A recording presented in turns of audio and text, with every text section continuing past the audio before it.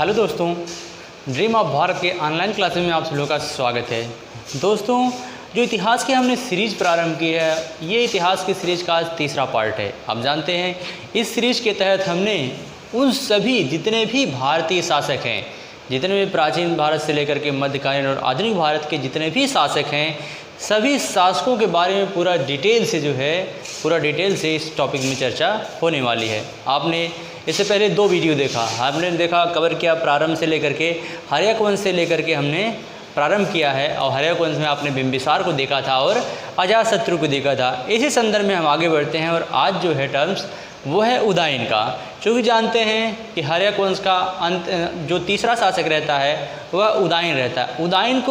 उदयन अथवा उदयभद्र के नाम से भी जाना जाता है। उदयन अथवा उदयभद्र के नाम से भी उदयन को जाना जाता है, और यह 460 बीसी से लेकर के 444 बीसी तक इसने शासन किया मगध पर जो है यह अजातशत्रु का उत्तराधिकारी हुआ, और फलस्वरूप जो है इसने 460 बीसी से लेकर के 444 बीसी तक शासन किया। यह हर्यक वंश का अंतिम महत्वपूर्ण शासक था। इसके बाद जो है यहीं से हर्यक वंश का पतन भी प्रारंभ हो जाता है। चूँकि आप जानते हैं हर्यक वंश को पितृहंता वंश के नाम से भी जाना जाता है। और अगर आप उदयन की बात करेंगे तो उदयन अपने पिता के शासनकाल में यह, अगर आप देखेंगे कि अंग की राजधानी चंपा थी, चंपा का यह राज्यपाल था। अगर देखेंगे प्राचीन काल में तो ये वाला जो क्षेत्र है, ये वाला पूरा क्षेत्र जो है मगध के नाम से जाना जाता है। किस नाम से जाना जाता है? मगध के नाम से जाना जाता है। मगध वही मगध जो आगे चल करके एकमात्र जो है छोटे से क्षेत्र, यानी कि बिहार से प्रारंभ होकर के मगध कहाँ पे है?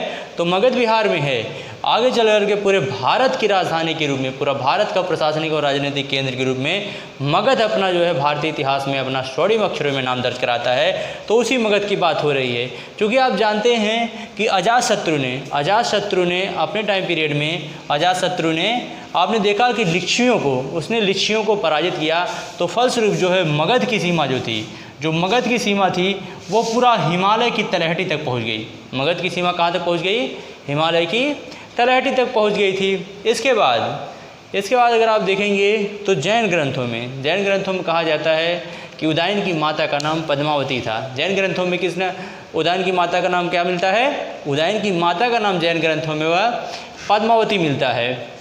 जैन ग्रंथों में आप देखेंगे सामान्य परिचय में हो गया है। इसके बाद ऐतिहासिक साक्ष्य में अगर आप देखेंगे तो ऐतिहासिक साक्ष्य के आधार पर यह कहा जाता है, ऐतिहासिक साक्ष्य के आधार पर जो है बौद्ध और जैन ग्रंथों में उदयन को लेकर के काफ़ी विवाद है। बौद्ध ग्रंथ उदयन के बारे में ये कहता है उदयन जो है ये पितृहंता था। उदयन क्या था?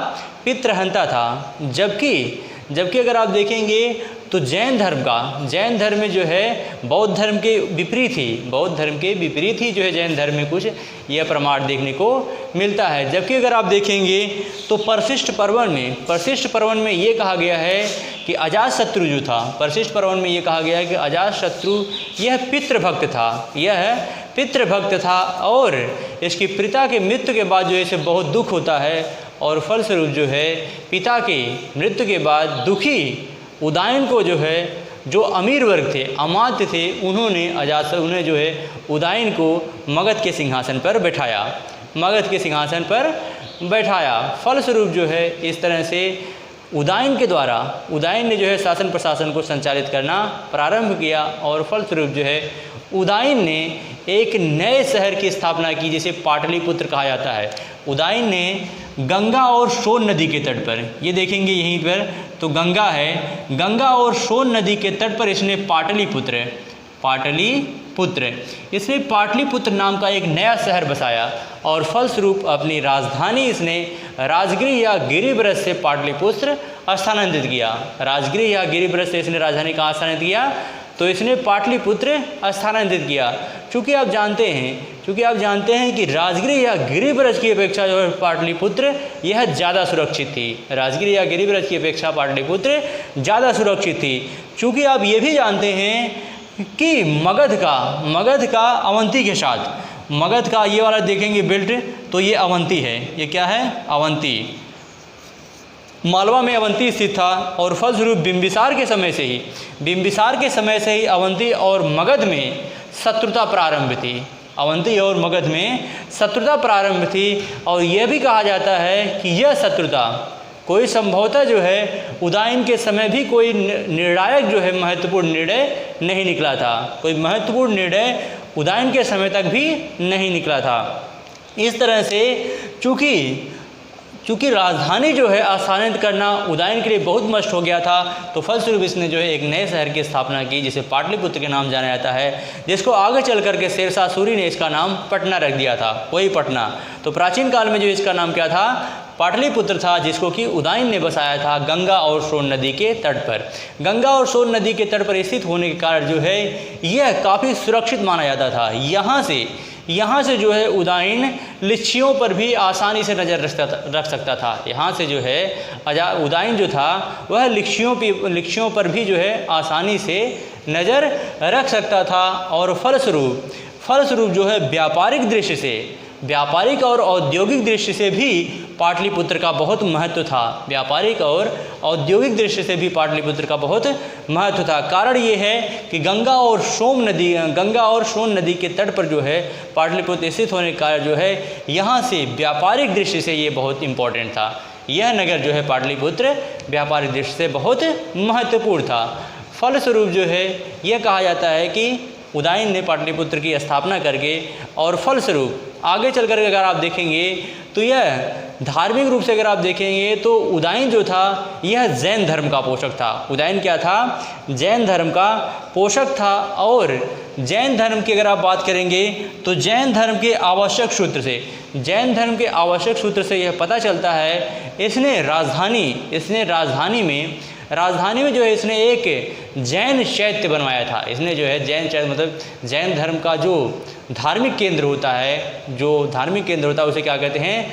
जैन चैत्र। ठीक, उसको जैन चैत्र इसने बनवाया था। और फलस्वरूप यह प्रतिदिन व्रत रखता था, और व्रत रखने के साथ साथ जो है यह यहाँ तक कि जो आचार्य वगैरह हुआ करते थे उनसे जो है ये लगातार प्रतिदिन जो है उनसे कथाएँ वगैरह सुना करता था। और एक रोज़ की बात है, यह कथा सुन रहा था कि किसी व्यक्ति के द्वारा जो है छुरा घोंप करके इसकी हत्या कर दी जाती है। किसी व्यक्ति के द्वारा छुरा घोंप करके इसकी हत्या कर दी जाती है उदयन की, और फलस्वरूप उदयन की हत्या कर दी जाती है। कहा जाता है कि यह जो व्यक्ति जिसने छुरा घोंप करके इसकी हत्या की थी उदयन की, वह व्यक्ति कोई और नहीं, वह अवंती नरेश का कोई गुप्तचर था। अवंती नरेश का कोई क्या था? गुप्तचर था। इसके बाद इसका उत्तराधिकारी जो होता है वह अनिरुद्ध होता है। उदयन का उत्तराधिकारी कौन हुआ? उदयन का उत्तराधिकारी जो हुआ वह अनिरुद्ध हुआ। कौन हुआ? अनिरुद्ध। उदयन का उत्तराधिकारी अनिरुद्ध हुआ, और अनिरुद्ध का उत्तराधिकारी जो हुआ वह मुंडक हुआ। वह कौन हुआ? मुंडक हुआ। अनिरुद्ध का उत्तराधिकारी कौन हुआ? मुंडक हुआ। इस तरीके से जो है कुछ समय तक इन दोनों ने शासन किया, और फलस्वरूप इनकी जो है इसीलिए जो है उदयन को क्या कहा जाता है? उदयन को इसलिए पितृहंता भी कहा जाता है। और फलस्वरूप कुछ महत्वपूर्ण योग्य शासक के रूप में जो सिद्ध हुआ वह अंतिम शासक था नागदशक। अंतिम शासक कौन था? वह नागदशक था। नागदशक। और नागदशक को पुराणों में किस नाम से जाना जाता है? तो नागदशक को पुराणों में दर्शक के नाम से जाना जाता है। लगातार जो है राजधानी पाटलिपुत्र में लगातार षड्यंत्र का माहौल हो गया। लगातार हत्याएं होने लगी, और फलस्वरूप जनता जो है इस प्रतिदिन के कार्य से वह बहुत परेशान हो गई। और फलस्वरूप जो है उसने इन पितृहंताओं को जो है वहाँ की जनता, पाटलिपुत्र की जनता या मगध की जनता ने इन पितृहंताओं के शासन को, इनको जो है सिंहासन से हटा करके जो है शासन को समाप्त करके उन्होंने एक योग्य अमात्य को जो है सिंहासन पर बैठाया। इतिहास में जिसे शिशुनाग, जिसे जो है शिशुनाग के नाम से जाना जाता है। और शिशुनाग जो है उसने मगध पर एक नए वंश की नींव डाली, उसने मगध पर एक नए वंश की नींव डाली जिसे शिशुनाग वंश के नाम से जाना गया। जैसे किस नाम से जाना गया? तो जिसे शिशुनाग वंश के नाम से जाना गया। इस तरह से जो है ये उदयन के बारे में था। और इसी तरह से आप देखेंगे कि हर्यक वंश का समापन होता है और मगध पर एक नए वंश की नींव डाली जाती है और वह था शिशुनाग वंश। शिशुनाग वंश के बारे में अगले नेक्स्ट वीडियो में कवर करेंगे। तो इसी के साथ हमें इजाज़त दीजिए। जय भारत, जय हिंद।